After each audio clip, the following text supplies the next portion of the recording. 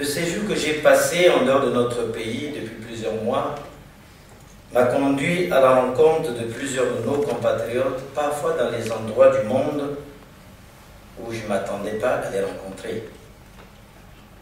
Je puis vous rassurer que cela a toujours été un réel plaisir. Je les ai beaucoup écoutés et j'ai beaucoup appris. L'ensemble m'a donné l'opportunité de voir les choses autrement que de l'intérieur des structures dirigeantes de l'État. Ce dialogue-ci, qui est le seul à avoir un caractère collectif, va certainement me permettre d'en savoir davantage sur nous les Congolais, mais surtout vous, les Congolais de la diaspora. Je m'ouvrirai à vous sur les sujets sur lesquels j'ai été convié à m'exprimer, à savoir le Congo, les Congolais et l'avenir. Ensuite, je répondrai aux interrogations qui sont les vôtres, si tant est que cela peut permettre quelques utilités. J'aborderai les thématiques dans l'ordonnancement retenu par les organisateurs, quand bien même la contiguïté des sujets pourrait donner lieu à un mouvement de balancier.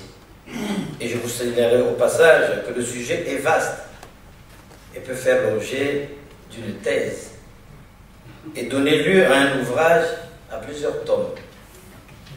Ce qui fait que je l'aborderai dans la prise en compte de la contrainte temps qui accompagne ce genre d'activité. Venons-en au fait. Il est en réalité difficile de parler du Congo, tant tout le monde a le sentiment de en savoir tout ou presque tout. Dans le regard que je porte sur notre pays, je partagerai aujourd'hui avec vous l'un des aspects qui saute à l'œil de tout analyste rigoureux, qui à force prend le jour des paradoxes. Le premier de nos paradoxes, qui surprend tout le monde, c'est que le Congo est un pays riche, mais les Congolais sont pauvres. Le Congo est donc un pays en crise avec la notion de richesse. Ou dit autrement, les Congolais ont un mauvais rapport avec la richesse. Il faut à ce niveau parler à la fois du Congo et des Congolais, parce qu'il s'agit des deux. Autant le Congo ne profite pas suffisamment de ses richesses depuis notre indépendance pour se transformer, comme on peut le voir dans certains États du Moyen-Orient, de l'Asie, du Sud-Est, qui se sont métamorphosés en moins de 30 ans. Autant les Congolais ne profitent pas des richesses de notre pays, préférant voir, dans certains cas sans être xénophobes, des étrangers arrivés à la veille très pauvres pour devenir riches et parfois même très riches le lendemain. Tandis que les Congolais sont chaque jour en train de se plaindre et continuer à s'enfoncer dans la pauvreté. Quand il faut rechercher la solution à un tel problème, qui est un problème de fond, qui justifie que la nation se mobilise pour savoir comment rétablir les choses dans l'ordre, faire que les citoyens d'un pays riche,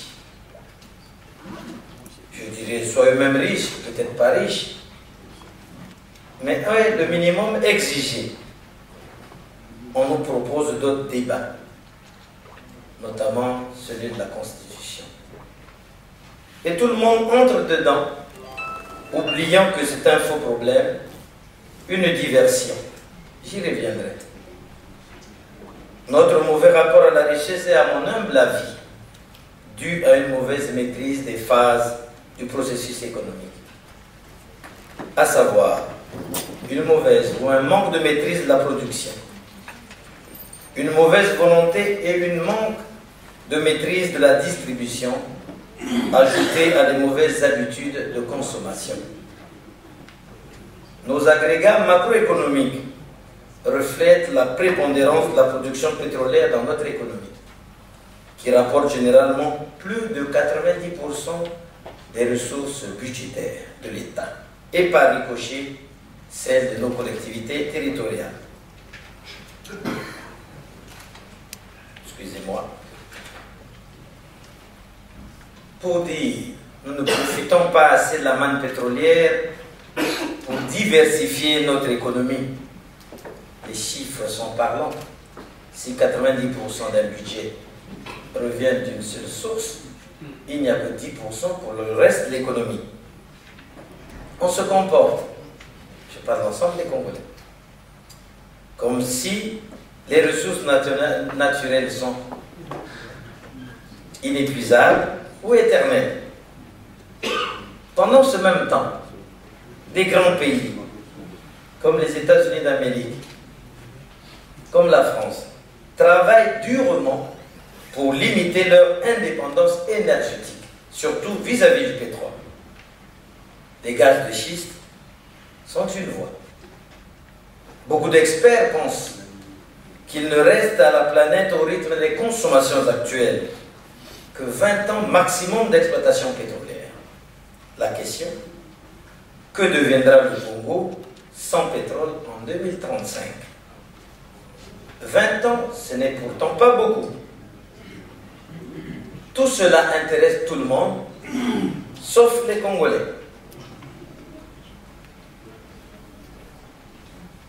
Notre indice de classement sur le climat des affaires, donc de notre attractivité, dans le doing business et au plus bas. Des chiffres comme 37,4% des enfants sont des malnutris. Notre indice de développement humain nous indique que notre classement est en bas de l'échelle. Tout ceci devrait nous interpeller, et j'en passe, mais malheureusement. Sur ces sujets, aucune voix ne s'élève. Je me trompe peut-être, mais j'estime que s'il y avait des choses dont il fallait parler en urgence, ce serait cela. Toujours pour parler de la production. Nous sommes un des rares pays au monde qui ne maîtrise aucune production. Notre pays est parmi les mieux irrigués au monde. Nous avons de l'eau partout. Et vous le savez comme moi.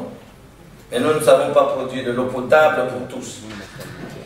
Alors que dans les déserts du Moyen-Orient, l'eau est gratuite dans la plupart de tous les pays. Voilà un autre de nos paradoxes. Notre population a plus que doublé en moins de 40 ans. On ne voit nulle part dans le pays le parc de l'habitat social qui devrait accompagner une telle explosion démographique. Nous avons tout pour construire, mais nous ne construisons pas. Nous sommes moins de 2 habitants au kilomètre carré, pourtant nous restons tous concentrés aux mêmes endroits. Parlons de nos problèmes de distribution de la richesse. Le service public est le moyen par excellence de la distribution des richesses. C'est par la gratuité de l'école, des soins hospitaliers, des transports publics, la garantie de sécurité sociale, ce que vous appelez ici le filet social. C'est par ces moyens que chaque citoyen reçoit le minimum de ce qui lui est dû en tant que membre de la famille nationale. Quand tous les services publics ne fonctionnent pas bien, il n'y a pas de distribution de la richesse nationale. Quand j'en parlais en tant que membre du gouvernement, on me répondait en ce moment qu'il fallait dissoudre le KDMJ. Là encore, c'est un autre paradoxe. Aujourd'hui, ces problèmes demeurent. On nous parle de constitution. Est-ce là aussi un autre paradoxe? C'est certainement un para quelque chose. Passez-moi l'expression. Parce que quand rien n'est normal, tout est para quelque chose. Peut-être paranormal, puisqu'anormal serait insuffisant pour décrire la réalité.